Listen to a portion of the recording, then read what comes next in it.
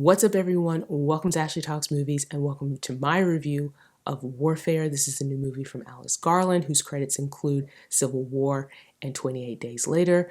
Garland co-directed and co-wrote this film with Ray Mendoza, an Iraq war veteran who also served as Garland's military advisor on Civil War. Warfare is based on Mendoza's real-life experiences during the Iraq War and centers on a team of U.S. Navy SEALs who were trapped in a Ramadi apartment during a surveillance mission gone wrong. Before I jump into the review, do me a favor, like, comment, and of course, make sure you subscribe. That way you don't miss any of the videos I post here on the channel. Alpha 2, we might have guys starting to move on our position.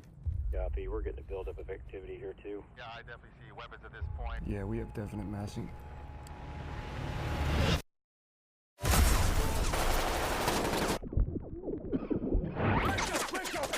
Warfare is a visceral and gripping movie about modern combat and brotherhood. And although based on real-life events, from the very beginning, the movie makes clear that the events depicted are from memories from Mendoza and his fellow Navy SEALs. So what we get is a recreation of those events, and it is a very intense, heart-pounding, unnerving experience. Warfare is a very stripped-down war movie.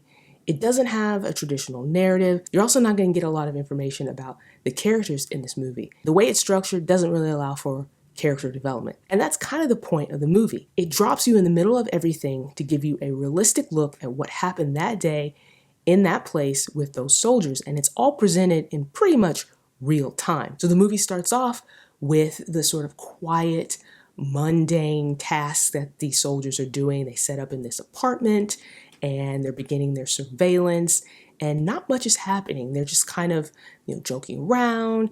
They're sitting quietly and just watching, observing, and then things quickly start to spin out of control and things get really hectic, and the movie doesn't really slow down from there. It wants you to take all of it in and see those things from their perspective. This is a very contained movie.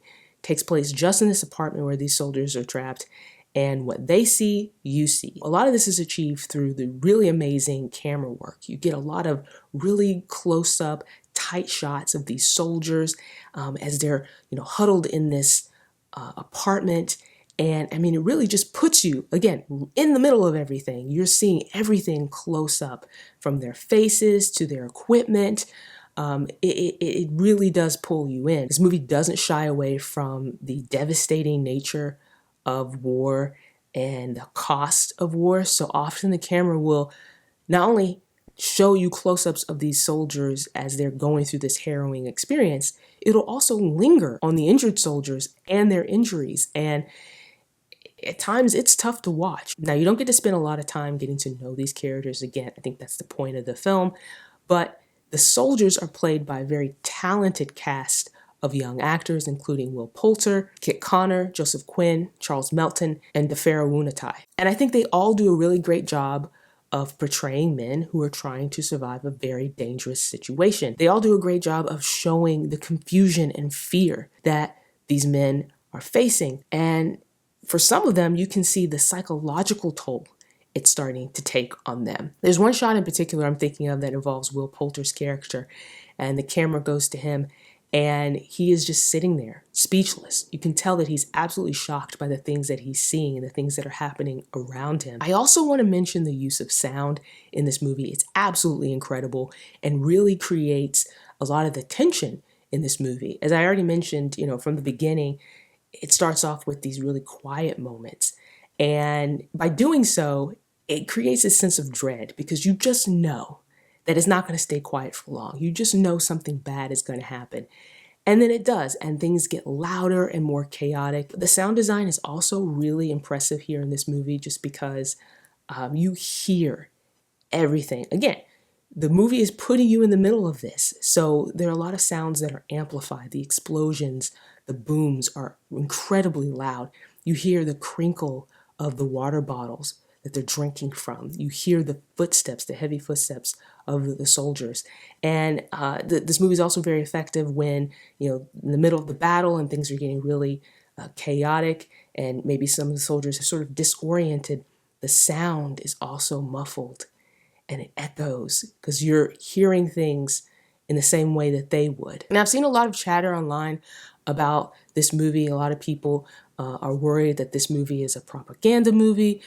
I would say I didn't have that takeaway from this movie. I do not think this movie is glamorizing or romanticizing war at all. If anything, it's really just showing the brutal nature of war, showing how brutal and awful war can be. And I think that's why this movie takes the approach that it does to the storytelling. It strips away the narrative, it strips away, the traditional way of telling a story, and just plops you in the middle of this one specific event. Just getting a glimpse at this particular moment with these particular soldiers. Now, I never served in the military. I'm very grateful for those who do and who have.